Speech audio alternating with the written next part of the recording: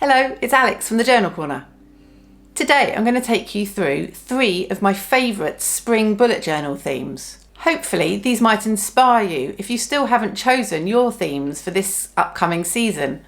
I do normally represent spring in my bullet journal with some brighter themes, greens, and even floral spreads. Today I'm going to share with you 3 of my favourite spring themes from the last few years. I've created them in B5 Archer and Olive journals. First of all, I'm going to go back a couple of years to March 2022 and one of my favourite themes, which was this vibrant doodle theme. I often take inspiration from washi tape, and this theme was no different. This was from Nutmeg and Arlo. I loved it and I wanted to recreate it, as well as use some of the washi in this theme. And basically just made up the page of lots of doodles. I chose 4 colours. I actually use the zebra mild liners, and some of them have a brush tip and then the fine tip the other end, so it allows to do smaller details as well. So let's take a look. It might look time consuming, but it was actually really fun to do, relaxing of an evening. I would work out where, for example, here the craft squares would go first, and then that meant that I wasn't covering and doodling over space that was then going to be covered by the craft paper. Black Archer and Olive acrylographs work really well on top of craft paper, but also on top of the pattern. As always, I included a highlights page at the beginning of my month so I could fill it in throughout. Here you can see I've used some of the washi tape I took inspiration from as well. And this month I actually also used the zebra mild liners to create a gratitude page. This is the washi tape here at the bottom. I often do vertical weeklies. I can divide up and block my time, so morning, afternoon, evenings, and categorise my to-do lists. So here you can see the pattern is more on the edges, not throughout, so that obviously didn't take as much time as the first pages. A couple of months later I did another theme I loved in this bullet journal, and that was a wildflower theme. Believe me, I can't draw. I will share on the screen the tutorial I created. These were very simple floral shapes made with the zebra mild liner brush pens, which I then used a black flying liner to add the details.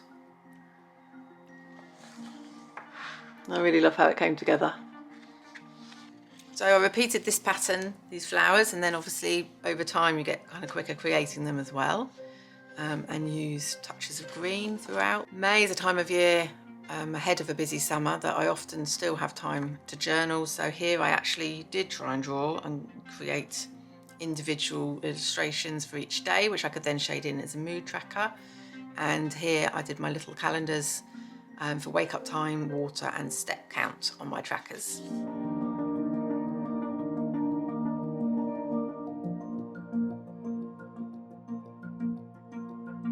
Last year was the first time I actually used ink in my journals. These inks here, I find the oxide one works really well. I went for a green theme in a March setup. Now at first glance the ink might seem like it's time consuming, but it actually saved me time. I had stencils I could use, or I just used a brush pen. Some of these you can just see they're just splodgers using an ink pad. And then simple doodles over the top.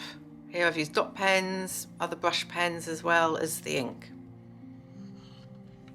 Again, I used an Upsy Daisy stencil here so that I could easily add, or two monthly stencils actually, so I could easily create using ink the background. So my dashboard page, this is a summary of everything I need to do that month, so I can take things from it, elements from it, tasks, and add them into my weekly pages.